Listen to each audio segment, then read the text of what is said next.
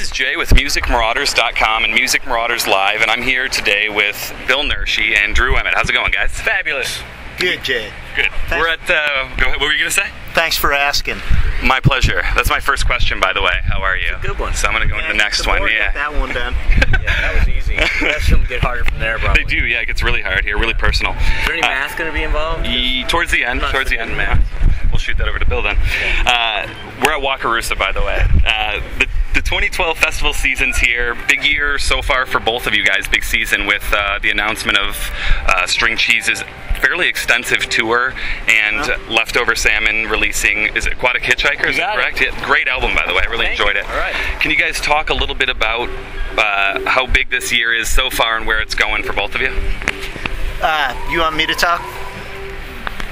Hi.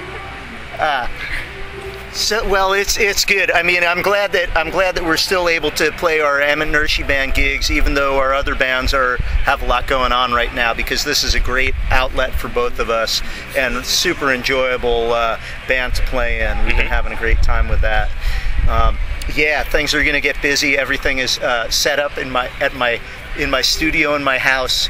As soon as I get back from Wakarusa, it's straight into string cheese practice. Excellent. So 3 weeks of practice to get ready for the shows this summer, and it's just going to be a blast. The whole summer is really lining up to be great. All the venues that we're playing are great. A lot of outdoor shows. So yeah, big year.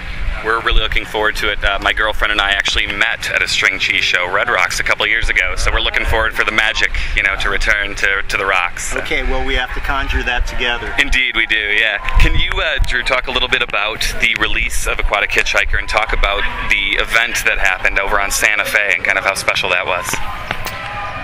Well, we had quite a day over there in Denver. Mother's Day. Our manager had the bright idea of shutting down Santa Fe Avenue, Street, whatever the heck it is, and we had somewhere between 7,000 and 9,000 people come out and just rage with us. Had a really great time, great weather. It was a really great way to release the record and make it an event, and some of the images, we're really excited about it. So you should be, indeed. Some of the images reminded me kind of like of the Grateful Dead over on Haight Street. With everybody just filling the street. There was a ton of people there on Santa Fe, and yeah, it was really great. Really fantastic idea as far as the release goes too. Yes. How did the two of you guys meet? How'd that all come together? It was one of those internet ads. On Craigslist, then, yeah. Craigslist. Missed connection. Guitar player wanted. I like long walks in the moonlight, jacuzzis, and playing bluegrass. Yeah. The playing bluegrass part I got. Yeah. I thought, well, okay. Well, no, seriously, Bill and I have known each other for many, many years, from when Salmon used to come down and play in Telluride way back in the day. I remember playing the One World Cafe and Billy jumping on stage. That's way before String Cheese. Way before String Cheese was even thought of. Billy was a ski bum. But the big thing in Telluride was when Salmon came to town. All the locals would come out and party and dance and everything. And that's great. And Drew and Vince would always pull me on the stage for a tune or two. So I've been a Salmon fan for years. Fantastic. That's been 23 years ago now, about 22, 23 years. What is the craziest experience that you guys have had on the road thus far that you can talk about?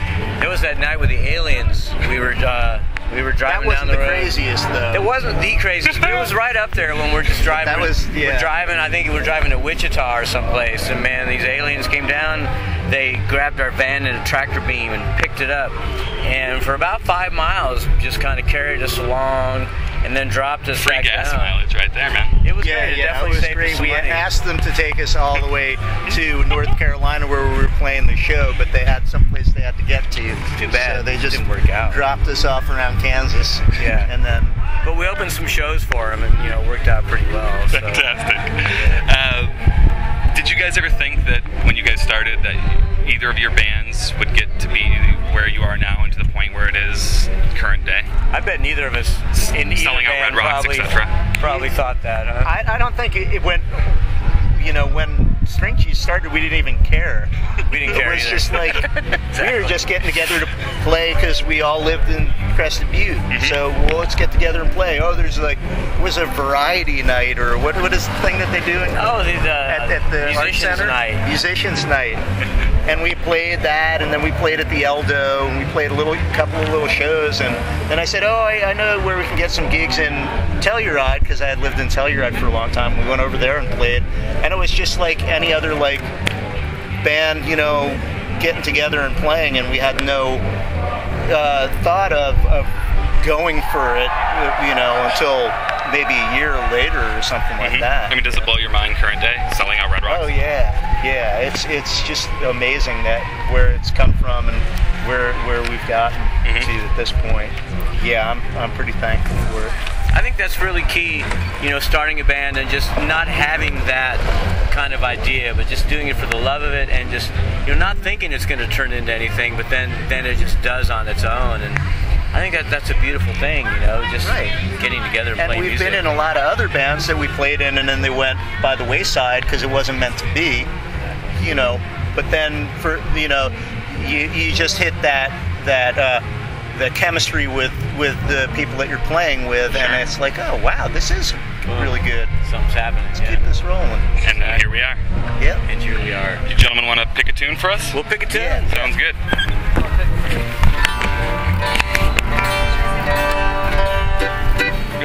Sing something together. Walk and choose. I'll take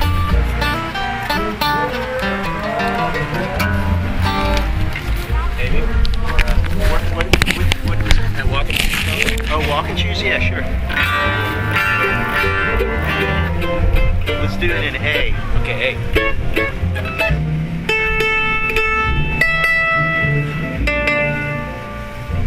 Strings are already dead. One choke. I know. That's humidity for you. Glad we don't have to deal with a banjo. Yeah.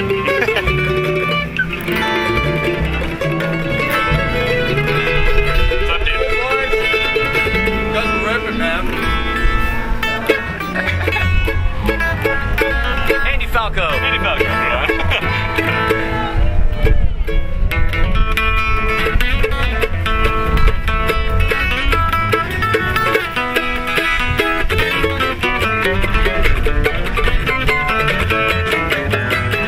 My walking shoes don't fit me anymore. My walking shoes don't fit me anymore. Stay on your side of town, honey, I won't be around. My walking shoes don't fit me anymore.